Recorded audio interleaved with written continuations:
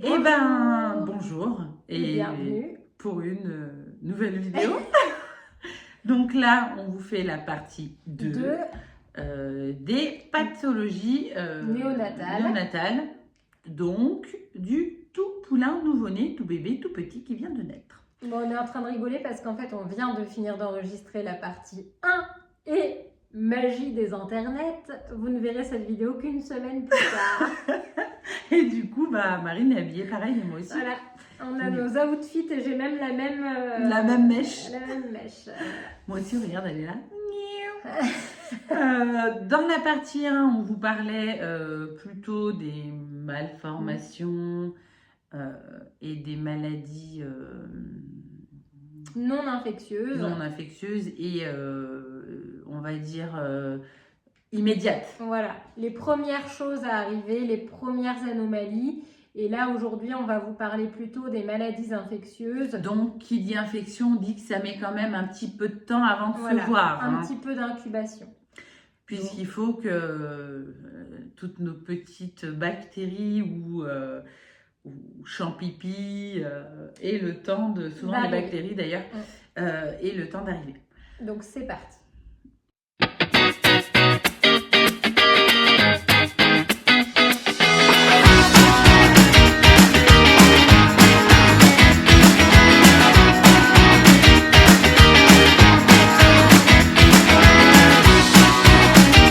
Générique. Bon, bref. YouTube qui va nous dire ah bah non, c'est pas bon, les droits d'auteur, tout ça. Alors d'ailleurs, est-ce que quelqu'un sait comment on fait pour mettre la licence de notre générique que nous avons acheté avec nos sous, notre argent? À chaque vidéo que je mets, il me met que ma vidéo, elle ne peut pas être rémunérée parce qu'il y a le problème de droit d'auteur. À chaque fois, je dois faire contester, mettre la licence, répondre aux trucs et patati et patata. Donc, je le fais. Parce que c'est jamais moi qui m'occupe des montages vidéo. Si, mais pas sur YouTube. Oui, mais sur YouTube, c'est jamais moi qui m'en occupe. C'est elle.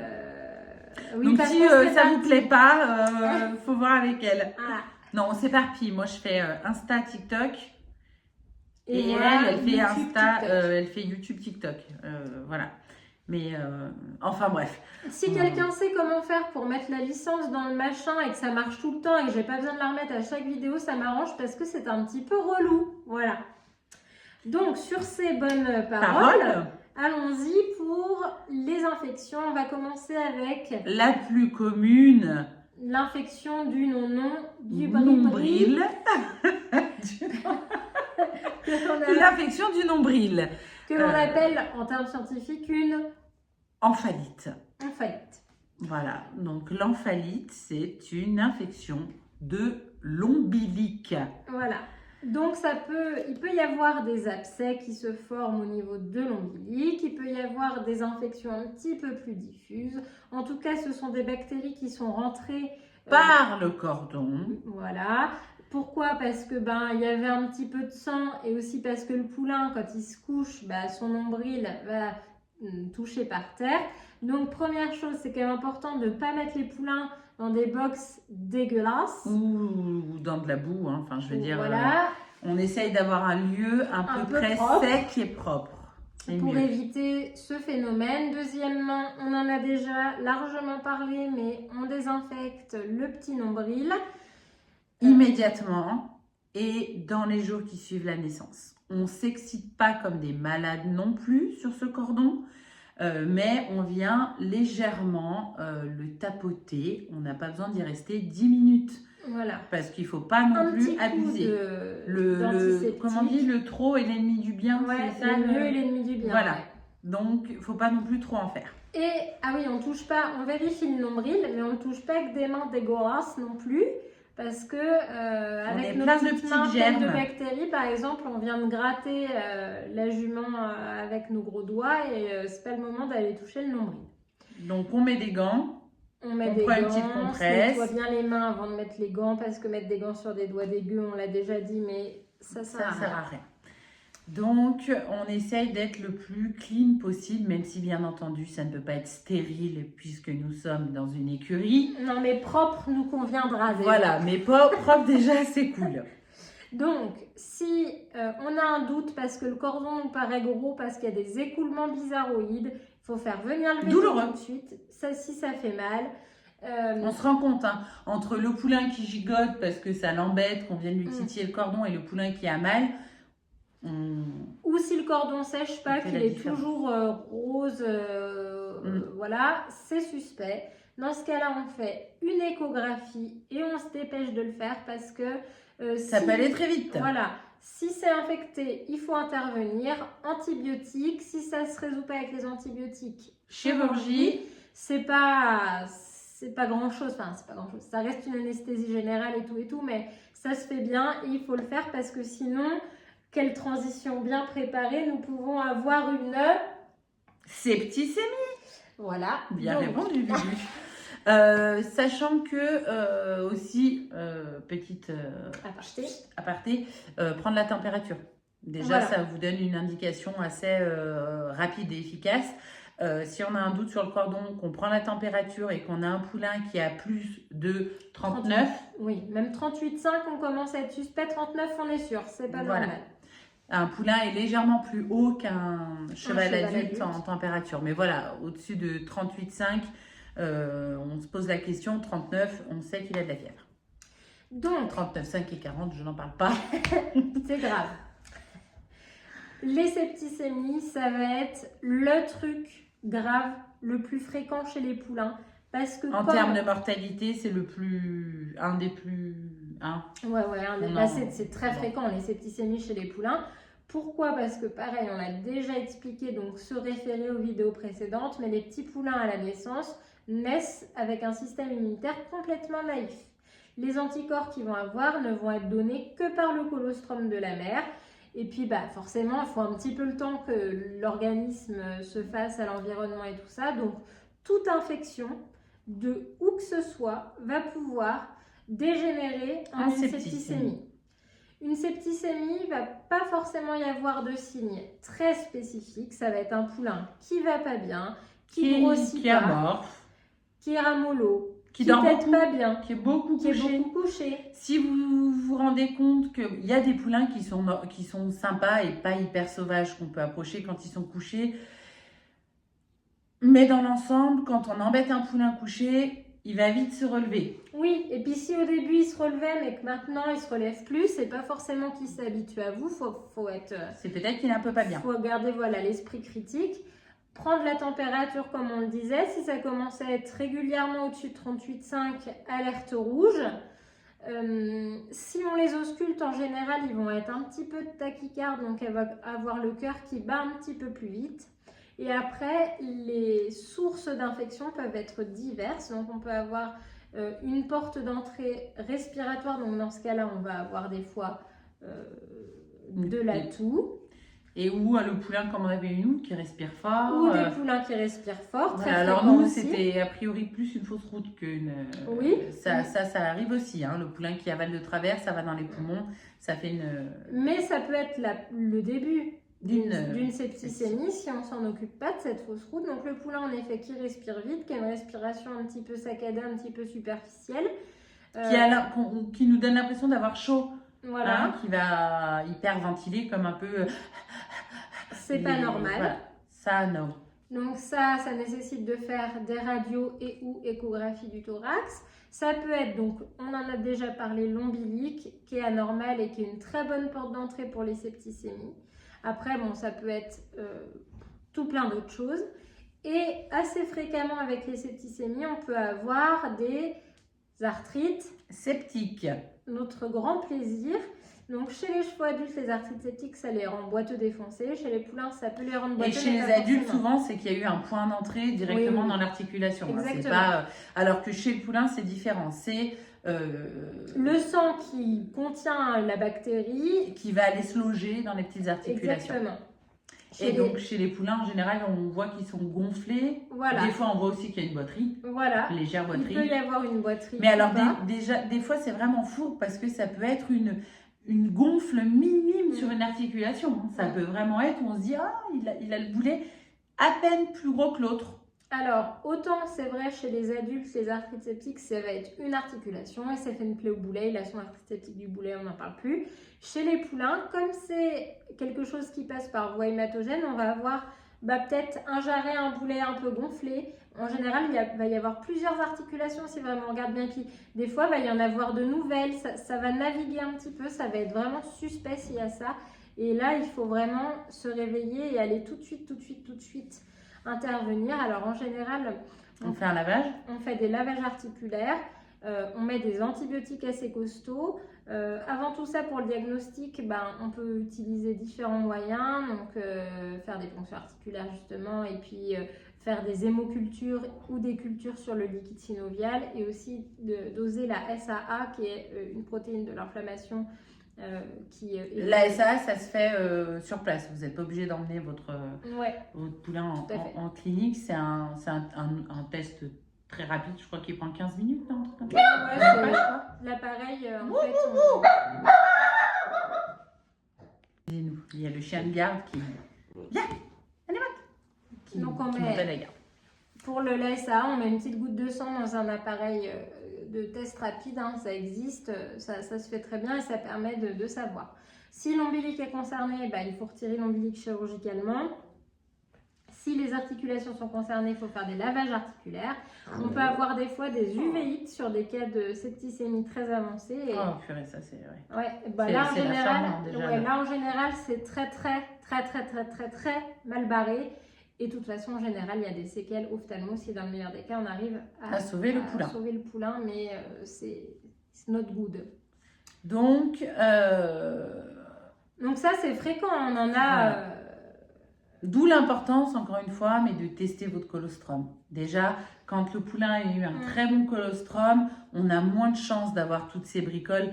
Ah oui, on peut peut-être dire un petit mot sur le snapfall aussi, du coup. Oui. Alors, le snapfall, oui, on avait eu un commentaire, je crois, parce qu'on a fait, là, du coup, sur notre premier poulinage, on s'est rendu compte que le colostrum n'était pas extraordinaire, donc on a donné du colostrum de substitution. Mais pour être sûr que le poulain ait eu tous les anticorps nécessaires, on a fait ce qu'on appelle un snapfall. Donc, c'est le même principe que le SAA. On va mettre une goutte de sang dans un diluant et ensuite, on met ça sur un petit appareil. Un test spécial qui va, en 5 minutes, nous donner des ronds de couleurs qui correspondent à des taux d'anticorps présents dans le sang. Et en fait, ça va nous permettre de savoir si le poulain a eu tous les anticorps nécessaires ou pas. Alors, nous, on ne le fait pas en systématique. Parce qu'on teste le colostrum et qu'on vérifie que les poulains l'aient bu. Voilà. Donc, on sait en général qu'ils ont eu quand même... si c'est du très bon colostrum, on ne le fait pas. Mais par contre, quand on a un doute, soit parce qu'on a donné du colostrum de substitution, soit parce que le poulain n'a pas très bien tété, pas assez vite ou... Et on va faire un snapfall. Donc, c'est un test qui doit coûter aux alentours de 70 € l'unité, je suppose, un truc comme ça. On va dire une petite centaine d'euros. Voilà, une petite centaine d'euros. Mais en tout cas, c'est c'est le seul qui existe et qui nous permet de savoir si tout va bien. Et sachant que s'il n'est pas bon, en général, le snapfall, il se fait que 24 à 36 heures. Mais il faut que les anticorps aient été absorbés. Et voilà. Donc, si on se rend compte qu'il n'est pas bon, là, le seul moyen de redonner un petit peu de boost au poulain, c'est de faire une plasmaphérèse. Et la plasmaphérèse, c'est quoi? C'est prendre du plasma d'un cheval qui a des bons anticorps et les donner au poulain. C'est un petit peu comme une transfusion, mais au lieu d'être avec du sang total, c'est avec du plasma. Il faut savoir que c'est un peu compliqué parce que d'abord, il n'y a pas de plasma disponible avec une AMM, donc on est obligé de prélever du plasma de la mère en général ou d'un autre cheval, d'un hongre. Souvent de la mère. Souvent de la mère. Alors il y en a qui disent que c'est mieux de faire un hongre parce que tu sais, la mère justement peut y avoir les histoires d'anticorps isoérythrolyse. Oui, mais s'il a déjà du colostrum, en général, c'est que ça va. Et puis de le passer au poulain par la veine jugulaire. Donc il y a des risques de choc, il y a des risques d'infection à l'endroit où on met le cathéter pour placer ça. Et puis ça se fait pas immédiatement parce qu'il faut récolter le sang du cheval, il faut attendre un certain temps de décantation, passer le plasma, le mettre dans une poche. Enfin, c'est un peu galère. La galère. Si on peut se l'éviter, Se c'est l'évite. mieux. Ça existe quand même des plasmas hyper humains dispo dans le commerce. Ah oui. Ouais, il y a des haras qui ont eu des problèmes, par exemple, de rhodococos dont Ah oui, on va bah parler c'est pour ça après, qu'on qui ont des plasmas enrichis qu'on fait. Et je sais pas pour cela s'il y a une AMM. Mais en tout cas, pareil, hein, il faut bien surveiller le poulain, ça prend du temps de passer ce plasma et ça permet de lui donner des anticorps contre les maladies qui nous intéressent en l'occurrence. Voilà. Et Donc, évidemment, il y a des gros traitements antibiotiques à faire pour ces poulains à septicémie, ce qui veut dire des injections quotidiennes, voire matin et soir. Donc, c'est un peu olé. Voilà, c'est un peu olé. Bien entendu, c'est comme tout. Plus c'est pris tôt et plus on s'en rend compte tôt, plus le poulain aura des chances de survie. Plus on s'en rend compte tard, plus la septicémie aura eu le temps de s'installer et de se diffuser un petit peu partout. Et voilà, c'est différent de voir qu'il y a un petit cordon et qu'il y a un peu de fièvre, un petit cordon enflé et un peu de fièvre, que de se rendre compte qu'il y a 3 articulations touchées, le cordon, les poumons. Qu'il a la diarrhée, voilà. 42 fièvres et une uvéite, quoi. Voilà, là en général c'est trop tard. Donc on essaye de surveiller. Voilà, on est humain, l'erreur est humaine, on peut passer à côté de choses. Mais si on observe bien, en tout cas, on ne laisse pas trop tarder les choses non plus. Normalement, les poulains, plus le temps passe, plus ils sont vifs, moins ils dorment et tout ça. Donc, si ça va à un moment donné dans le sens inverse, c'est pas normal. Qui têtent moins, qui sont beaucoup couchés, qu'ils se lèvent à peine un petit peu et ils se recouchent tout de suite après, c'est pas normal. Les poulains, ils doivent aussi grossir, ça se voit à l'œil nu. Les poulains, un jour à l'autre, ils ont déjà pris du poids. Donc, si c'est pas le cas, s'ils maigrissent, s'ils n'ont pas un poil joli aussi, voilà, je trouve que c'est pas normal. Et puis le poulain, il fait le con. Il saute en l'air, il donne les. Voilà, on les voit, ils sont vifs. S'ils sont pas bien vifs, alerte. Dans ce cas-là, moi, ce que je conseillerais, c'est commencer par prendre la température plusieurs fois. Et voilà, si on a un doute, faire une ESA, en tout cas faire venir un vétérinaire pour vérifier, parce qu'il vaut mieux vérifier pour rien que laisser traîner. Que laisser quelque chose, et comme on disait tout à l'heure, avec plus de symptômes, et ça devient la galère. C'est pareil, vous le verrez aussi au niveau de la mère, si vous avez un poulain qui tète moins, souvent on a des juments qui vont pisser le lait, parce que le poulain, il y a la montée de lait, mais le poulain ne va pas téter assez, et souvent c'est des juments qui attendent d'être tétés et qui ont du lait plein les pattes. Parce que le poulain ne tète pas. Donc ça c'est pareil, on surveille le poulain, mais la mère nous donne aussi des indications qui sont super importantes quand on observe. Maintenant, parlons de la bête noire de l'élevage, du diable des éleveurs, de la rhodococose. Donc, pourquoi c'est le diable des éleveurs? Parce qu'en fait, c'est une bactérie tellurique donc, qui se trouve dans les sols, dans la terre, dans les poussières et qui résiste des années dans le milieu extérieur. Ce qui veut dire que s'il y a eu une fois une rhodococose, rien que dans les poussières ou dans le sol du paddock ou autre, il peut y avoir encore cette bactérie. Qui se transmettra de génération en génération. Les adultes sont en plus porteurs asymptomatiques, donc sur les adultes, on ne le voit pas. Et par contre, ça tue très bien les poulains. D'ailleurs, on a une mortalité dans 80% des cas. Voilà, ça annonce la couleur. La couleur. Donc, la rhodococose, ça fait une septicémie en fait, mais à cette bactérie particulière. Ça peut donner, ça peut faire des foyers, des abcès dans les poumons.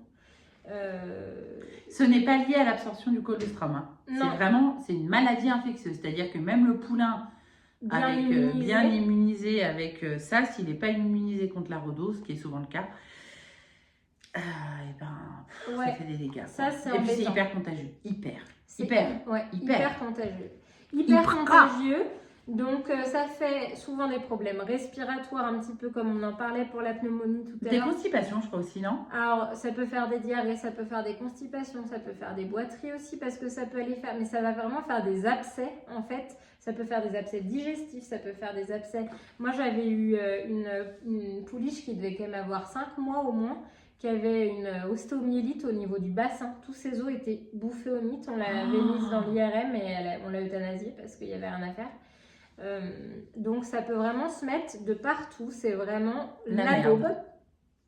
Ça fait aussi des signes non spécifiques, donc forte fièvre, anorexie. Il y a des examens de laboratoire à faire pour savoir si c'est la rhodococose. Et alors l'autre chose, c'est que pour traiter ça, il faut faire au moins une bithérapie, donc une association d'au moins 2 antibiotiques, dont l'un qu'on a le droit d'utiliser qu'avec la preuve qu'il s'agit de la rhodococose, parce que c'est un antibiotique contre la tuberculose, donc qui est un antibiotique de réserve, pour lequel on essaye de ne pas créer de résistance pour que les humains qui ont la tuberculose puissent se traiter. C'est un traitement antibiotique qui est très long, c'est plusieurs semaines. Très fort. Qui est très fort et qui coûte très cher. Voilà. Donc, ça fait beaucoup de traits, très. Ça fait beaucoup de traits. Ce qui veut dire que si un jour vous avez un poulain chez vous qui naît, qui meurt de ça, pour les poulinages futurs, on vous conseille de délocaliser les juments. Parce que toutes les mesures de désinfection et tout sont souvent... Alors, sauf si c'est au box pur, dans quel cas c'est plus facile de désinfecter un box, mais un pré, vous vous doutez que c'est hyper délicat à désinfecter. Je ne sais même pas si en labourant. Non, tu peux pas. Et même au box, comme ça peut aller dans les poussières et tout, tu as intérêt à faire un vrai vide sanitaire et à tout dézinguer avec des produits bien. Ardos. Bien hard. Qui vous donneront peut-être le cancer, eux. S'il y a eu des cas de rhodococose, là où votre jument a fait son poulain, pareil, bien surveiller votre poulain par la suite parce que, comme on le disait tout à l'heure, plus on prend tôt quand même, plus on a de chances d'arriver à s'en sortir. Mais voilà, c'est chaud cacao.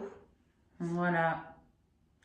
Donc, je pense qu'on a fait le tour des maladies infectieuses, là, non? Il y a les diarrhées. Ah oui, les diarrhées du poulain. Bon, ça, c'est on va dire, le moindre mal. Voilà. On finit en douceur, parce que les diarrhées, c'est quand même... sur tous les poulains, il y a au moins un moment où il y a de la diarrhée, au moment où la flore intestinale se fait. Voilà, et puis il peut y avoir un petit peu, on en avait déjà parlé dans une autre vidéo, celle du poulain jusqu'au sevrage, il y a quelques parasites qui sont en général pas trop embêtants à cet âge-là, dans la première semaine, première quinzaine de vie, qui peuvent donner un petit peu des diarrhées. Tant que le poulain va bien, le changement d'alimentation, quand il commence à se mettre à l'herbe.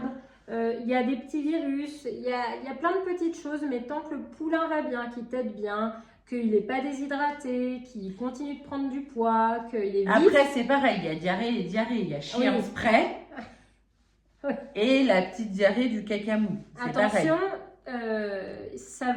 si votre poulain a une énorme diarrhée, prenez la température parce que ça peut être dans le cadre d'une septicémie. En général, nous, on leur met du Fleur Process. Voilà. Ça suffit à régler. Fleur Process / smecta / charbon en fonction de la gravité de la diarrhée. Voilà. Mais... Et c'est pareil, l'odeur, je trouve, moi, que ça joue aussi. Hein. Sur la diarrhée, il y a des odeurs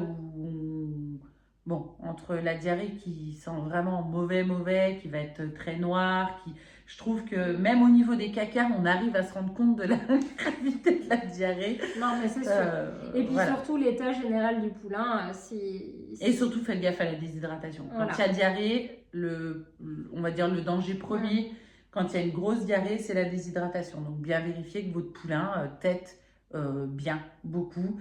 Et sachant que je crois aussi, sans dire de bêtises, qu'il y a des poulains qui font des diarrhées parce qu'ils boivent de l'eau.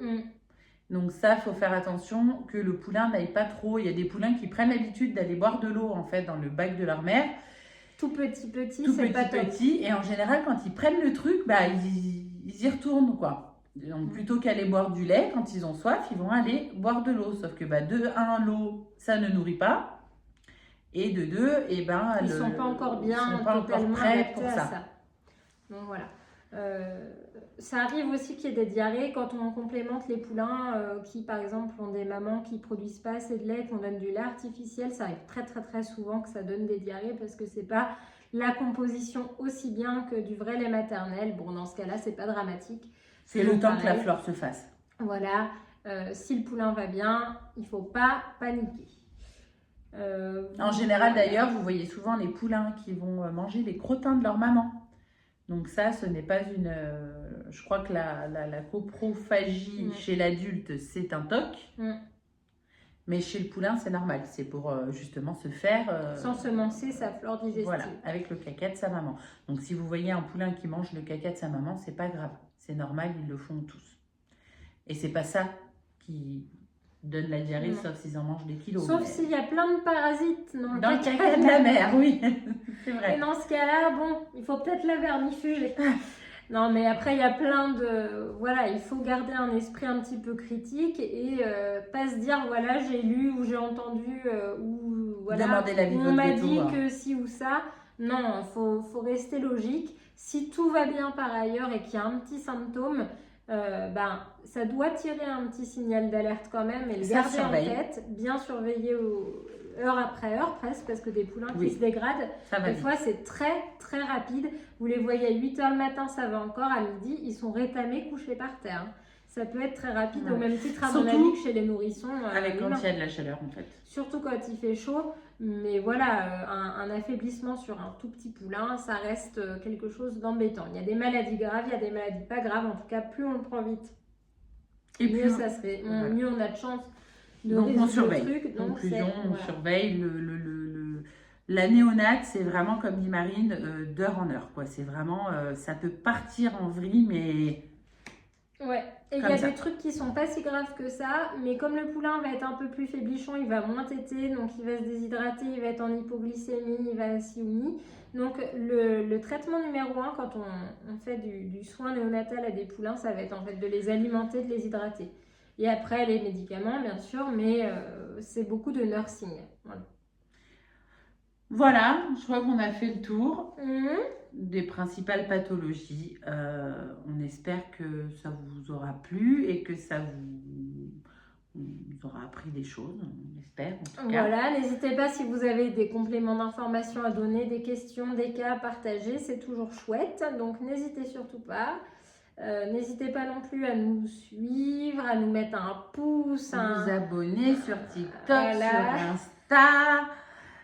Et partout. On vous fera du coup la semaine prochaine une autre vidéo sur... On ne sait pas encore. On ne sait pas encore. ça sera la surprise. En tout cas, les vidéos sur YouTube, sauf problème majeur, sortent le samedi à 7h. Et voilà, donc je sais pas sur quoi on va enchaîner parce qu'on a déjà bien fait le tour des poulains, ouais, jusque là.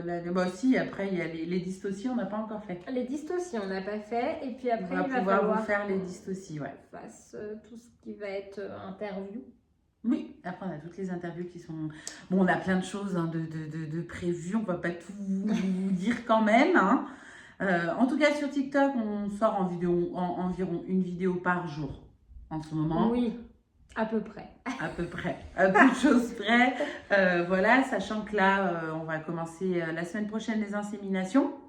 Et on l'espère, les poulinages qui vont commencer à s'activer un peu, puisque là, elles font toutes des rétentions de poulains. Donc, on a des juments prêtes, mais qui ne poulinent pas. Donc, on a hâte de vous présenter les autres poulains. Et puis, on vous fera d'autres vidéos. En tout cas, n'hésitez pas à venir sur TikTok. Il y a matière sur des vidéos un peu plus courtes et où on aborde plein de choses. On vous dit à la semaine prochaine. Et voilà. C'est déjà pas mal.